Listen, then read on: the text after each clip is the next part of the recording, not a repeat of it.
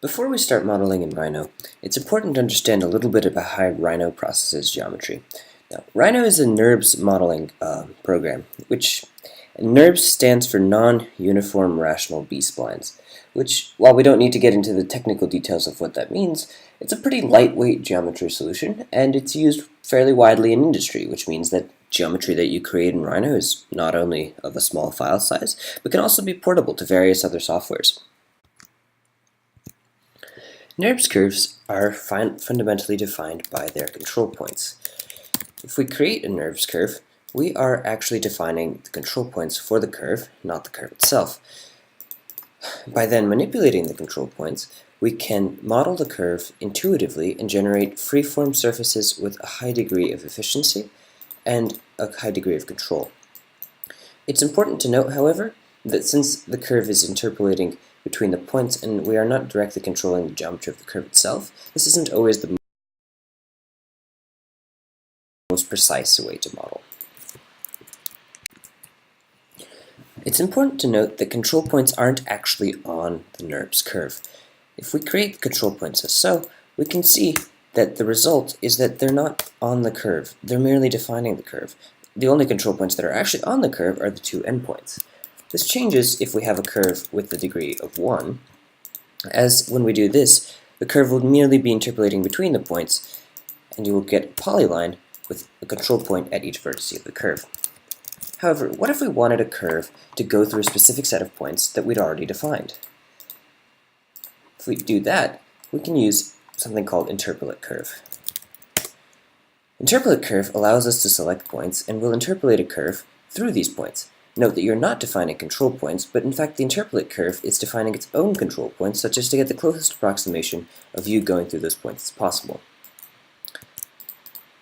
What if we wanted this sort of functionality after we had already created the curve? So, we have a curve that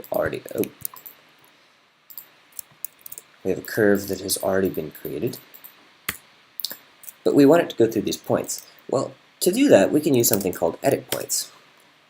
These allow us to graphically manipulate the curve to go through a point that we've already defined. Using this, it's possible to get the curve to go through precise points, although control over its shape is somewhat limited. Note that edit points aren't actually real, and they're just repackaged tools to allow you to edit the curve in any way you so wish. And these are just really moving the control points of the curve, which, if we turn those on now, we can see are in totally different locations than the control points are generally used to create smooth, freeform geometry very quickly and easily. However, it's somewhat imprecise. Edit points are generally used to get a little bit more precise and aren't quite as intuitive. However, both are equally valid ways of editing geometry, and each have their own point when being used in Rhino. So we know that curves in Rhino have degrees, and that their shape is controlled by control points. So how does that actually work? Well, when we draw a curve with the shape of degree 1, we can see that the curve is merely going through the exact points from point to point, essentially creating a polyline, and polylines are just curves of degree 1. However, control points the degree of the curve determines how far along the curve control points affect. If we draw a curve with degree 2, we can see that as we draw another point, the shape beyond a certain point is no longer affected. Essentially, the curve is fixed after we draw another point. If we model in degree 3, we start getting a smoother curve, and the curve only is fixed in shape after we draw 2 more control points. Keep in mind that defining your curve isn't always the most important thing, seeing as we can always edit and tweak the control points later. Generally, the most intuitive degrees to model freeform curves in are degrees 3 and 5, as they'll generally produce the smoothest results. It's important to note, however, that when you're creating a high degree curve, it needs a certain number of control points, essentially one more control point than the degree of the curve that you're creating.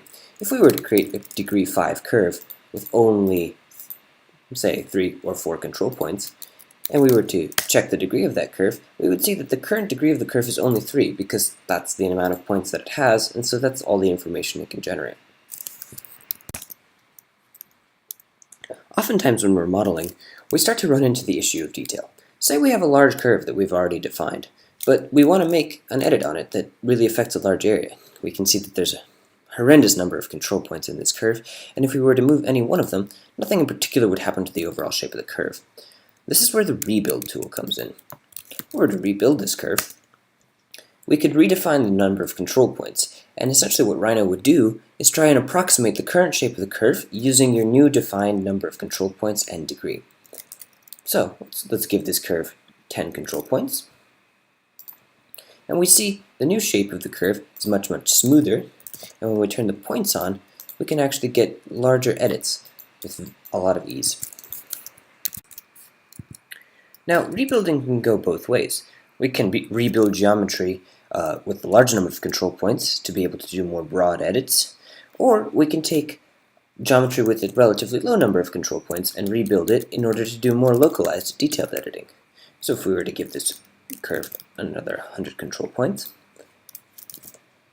we could go in here and start to manipulate small points and get little tweaks and touches in our curve that we wouldn't be able to do using the larger control points otherwise. When rebuilding, it's important to note what rebuilding does. It's possible to rebuild a curve to have a higher number of control points and not really change the shape of the curve, but when we rebuild the curve to have a lower number of control points, we can see that oftentimes the shape of the curve is actually changing, and the rebuild tool gives us a little bit of a deviation here to tell us how much that's actually happening. So typically when we're rebuilding, it's best to start with the large overall shape of the curve and then go into more detail as necessary.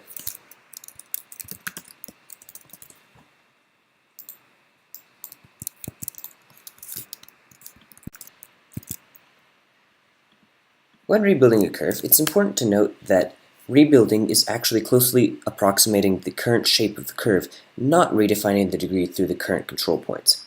So, if we were to draw a degree 1 curve through these current control points, like so,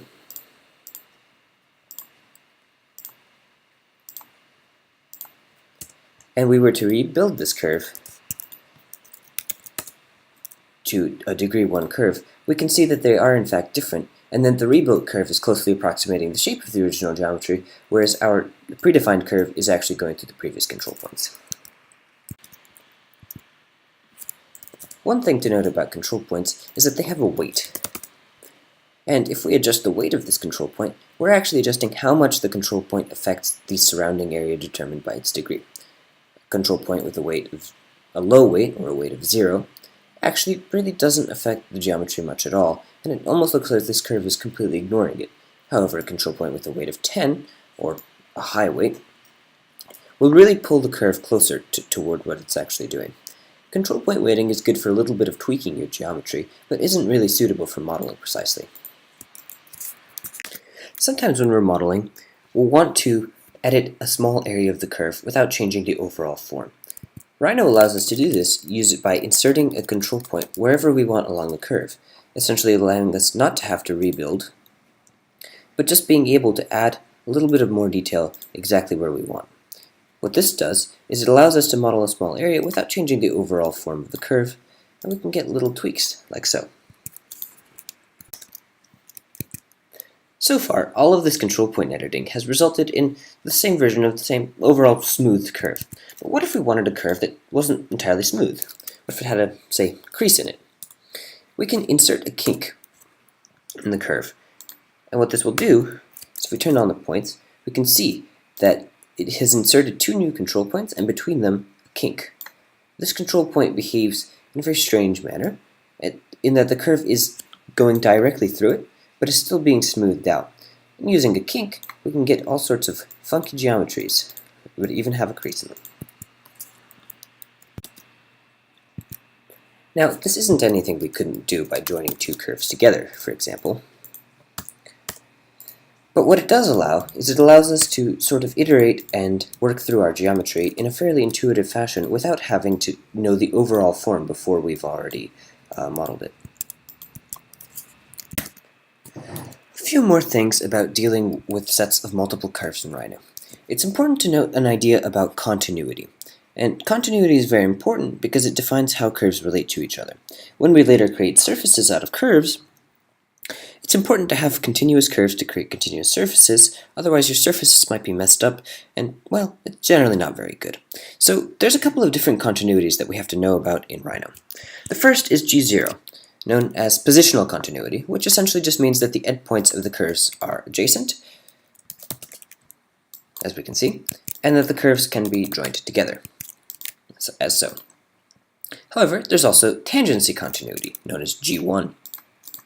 If we turn the points on for these two curves, we can see that the first point in each control point in each curve actually line up, and they're collinear, which defines the curve to be tangent, in that the tangent of the curve is equal at the endpoints, not just the position of the endpoint. There also exists what's known as G2, curvature continuity. Now, this isn't as precisely important. It essentially means that the rate of change of the tangents, the second derivative for those of you familiar with calculus, is equivalent at the meeting point of the curve, resulting in an overall smoother transition, although this isn't always reflected directly in the position of the control points. Do be careful, however. At small applications of your geometry, forcing G2 continuity will often result in distortion of your initial geometry that may not always be wanted.